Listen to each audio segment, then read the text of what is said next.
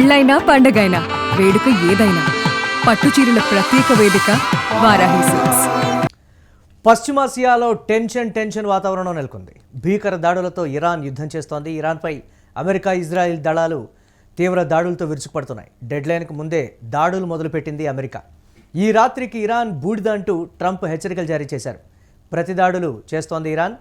యుద్ధ భయంలో ఇరాన్లోని భారత పౌరులకు కేంద్ర ప్రభుత్వం కీలక సూచనలు చేసింది. రాబోయే 48 గంటల పాటు పౌరులు ఉన్న చోటే ఉండాలని సూచించింది. ఇళ్లలోనే ఉండాలని భారత పౌరులను హెచ్చరించింది కేంద్రం. అపార్ట్మెంట్ పై ఫ్లోర్లలో ఉండొద్దని, గ్రౌండ్ ఫ్లోర్లకు వెళ్ళిపోవాలని సూచించింది. బంకర్లలో తలదాచుకోవాలంటూ భారత్ సూచించింది. దీనిపై మరిన్ని అప్డేట్స్ మా కరెస్పాండెంట్ సత్య అందిస్తారు. సత్య, భీకర దాడుల నేపథ్యంలో భారత ప్రభుత్వం అక్కడ ఉన్నటువంటి పౌరుల్ని హెచ్చరించినటువంటి పరిస్థితి. సేఫ్ ప్లేసెస్లోకి వెళ్ళిపోవాలి, వీలైతే బంకర్లలోకి, లేకపోతే ఇళ్లలో తలదాచుకున్న వారు ఇళ్లలోనే కానీ బయటకు రావద్దంటూ చేసినటువంటి సూచన కావచ్చు, హెచ్చరిక కావచ్చు. ఏంటి, ఎలా చూడాలంటారు ఈ పరిణామాన్ని? పశ్చిమాసియాలో ప్రస్తుతం ఇజ్రాయెల్, అమెరికా చేస్తున్నటువంటి దాడులు, అలాగే ఈ ఇరాన్ కూడా ఎదురు దాడి చేస్తున్న పరిస్థితి కనబడుతోంది. యుద్ధం ఒక్కసారిగా మొత్తం తారాస్థాయికి చేరిపోయింది. పెద్ద ఎత్తున ఇటు ఇరు దేశాలు, ఇజ్రాయెల్, అమెరికా, అలాగే ఇరాన్, 3 దేశాలు కూడా ఒకరిపైన ఒకరు దాడులు చేస్తూ ఉంటున్నారు. ఇప్పటికే ఏదైతే ఇరాన్ కు సంబంధించినటువంటి కర్గు ద్వీపం పైన పెద్ద ఎత్తున ఇజ్రాయెల్, అమెరికా దాడి చేసింది. తీవ్ర స్థాయిలో మరి ఆ మొత్తం కూడా కర్గుకు సంబంధించినటువంటి పరిస్థితి, అంటే ధ్వంసమైన పరిస్థితి కనబడుతోంది. అటు ఇరాన్ కూడా మొత్తం అరబ్ కంట్రీస్ పైన, ఇజ్రాయెల్ పైన పెద్ద ఎత్తున దాడి చేస్తూ ఉంది. ఇప్పటికే ఏదైతే ట్రంప్ విధించినటువంటి గడువు ముగియడంతో ఇప్పటికే గడువు ముగియక ముందే దాడులు చేస్తా ఉన్నారు.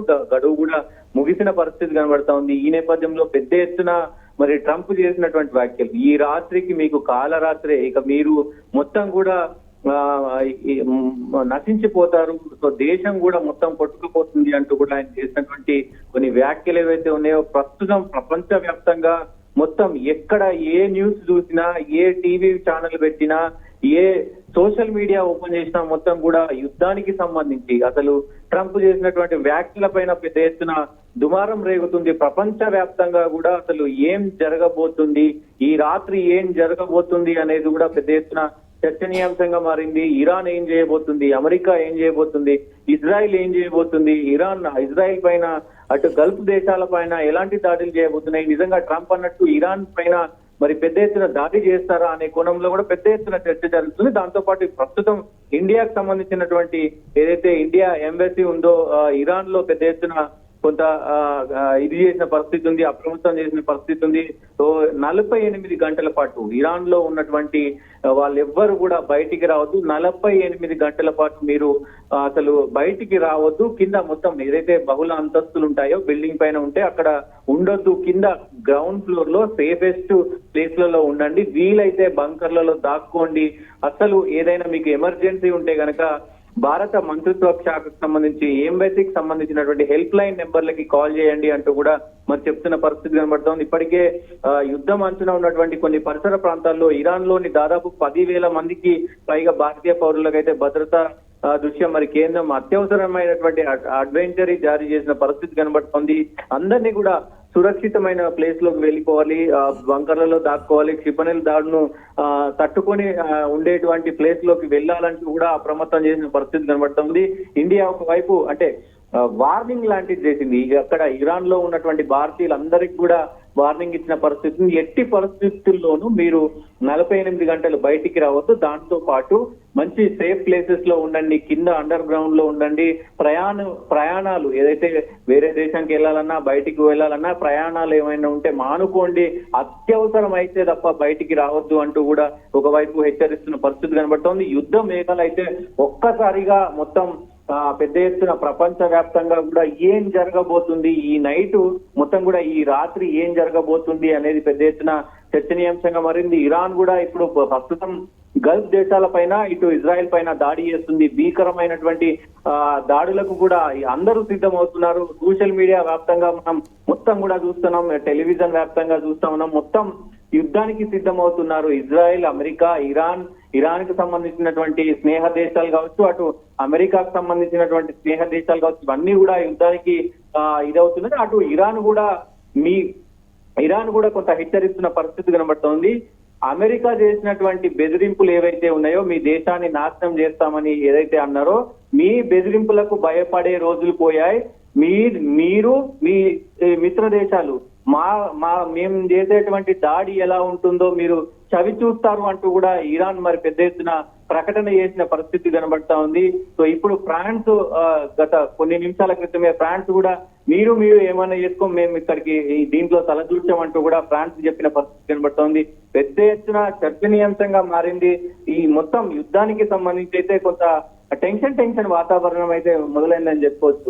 అంటే హెల్ప్ లైన్ నెంబర్స్ ఏమన్నా ఏర్పాటు చేస్తోందా? దాదాపుగా ఎంతమంది అక్కడ భారత పౌరులు ఉన్నారనేటువంటి ప్రస్తుత ఇన్ఫర్మేషన్ ఉంది ప్రభుత్వం దగ్గర, దీనికి సంబంధించి ఏంటి సత్య? డెఫినెట్ గా అంటే పౌరులకి సహాయార్థం కూడా మరి భారత రాయబార కార్యాలయం అత్యవసర హెల్ప్ లైన్ నెంబర్ కూడా ఇచ్చిన పరిస్థితి ఉంది. +989128109115 అనే నెంబర్ ఇచ్చారు. దాంతో పాటు 989128109102 ఈ నెంబర్లు కూడా మరి అందుబాటులో ఉంటాయి.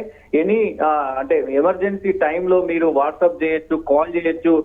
మంత్రిత్వ శాఖ, ఇండియాకి సంబంధించినటువంటి మంత్రిత్వ శాఖ మరి సంప్రదిస్తుంది అంటూ కూడా మరి చెప్తున్న పరిస్థితులు ఉంటాయి. అంటే వేల మంది అక్కడ ఉన్నారు అనేది ఖచ్చితంగా. అంటే కొంత ఏదైతే పరిసర ప్రాంతాలు ఉన్నాయో, ఇరాన్ కు సంబంధించినటువంటి పరిసర ప్రాంతాలు ఉన్నాయో అక్కడ కేవలం 10,000 మంది మాత్రం ఉన్నారు. వాళ్ళకి కొంత మొత్తం అలర్ట్ చేసిన పరిస్థితి కనబడతా ఉంది. వాళ్ళకి భద్రతా దృష్ట్యా కూడా కొన్ని షెల్టర్లు ఇచ్చినట్టు ఇప్పటికీ తెలుస్తోంది.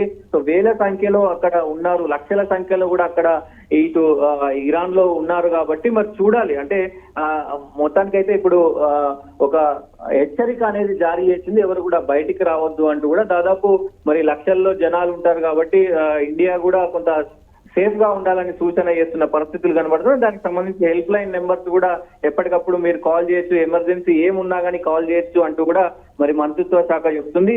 రోజుకి ఇప్పుడు ప్రస్తుతం దాదాపు 37 రోజుల నుంచి కూడా ఈ యుద్ధం జరుగుతుంది. 38వ రోజు ఈ యుద్ధం జరుగుతుంది. సో రోజుకి కొంత ఉద్రిక్తల నడుమ యుద్ధం సాగింది. కానీ ఈ నైట్ మొత్తం కూడా అసలు ఏం జరగబోతుంది, అసలు ట్రంప్ చేసినటువంటి వ్యాఖ్యల పైన పొద్దున వరకు కూడా మరి ఎలాంటి సిచ్యువేషన్ అక్కడ ఇజ్రాయెల్ పైన ఇరాన్ మరి ఏం చేయబోతుంది, ఇరాన్ పైన ఏం చేయబోతుంది, ట్రంప్ ఎలాంటి నిర్ణయాలు తీసుకోబోతున్నా, నిజంగానే మరి అమెరికా దాడులు చేస్తుందా ఇరాన్ పైన, అణుబాంబులు ఏమైనా వేస్తారా, ఇరాన్ కూడా మరి అణుబాంబు ఇటు అమెరికా పైన లేదంటే ఇజ్రాయెల్ పైన ఏమైనా వేయబోతుందా అనే చర్చ కూడా పెద్ద ఎత్తున నడుస్తున్న పరిస్థితి కనబడుతుంది. అందరూ కూడా వాళ్ళకి సంబంధించినటువంటి అణుక్షిపణులను తయారు చేసుకుంటా ఉన్నారు. పెద్ద ఎత్తున అన్నిటినీ కూడా రెడీ చేస్తున్న పరిస్థితులు అయితే కనబడతా ఉన్నాయి. చూడాలి ఈ ఫస్ట్ 24 గంటల్లో ఏం జరగబోతుంది, ఈ రాత్రి ఏం జరగబోతుంది అనేది చూడాల్సిన అవసరం అయితే ఉంటుంది.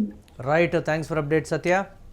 ఇక పశ్చిమాసియాలో టెన్షన్ వాతావరణం నెలకొంది. భీకర దాడులతో ఇరాన్ యుద్ధం చేస్తోంది. ఇరాన్పై అమెరికా, ఇజ్రాయెల్ దళాలు సంయుక్తంగా దాడి చేస్తూ ఉన్నాయి. ఇక డెడ్ లైన్కు ముందే దాడులు మొదలుపెట్టింది అమెరికా. ఈ రాత్రికి ఇరాన్ బూడిదంటూ కూడా ట్రంప్ హెచ్చరికలు జారీ చేశారు.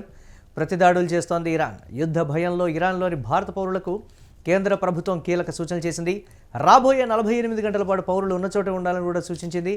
ఇళ్లలోనే ఉండాలని కూడా భారత పౌరులను హెచ్చరించింది కేంద్రం.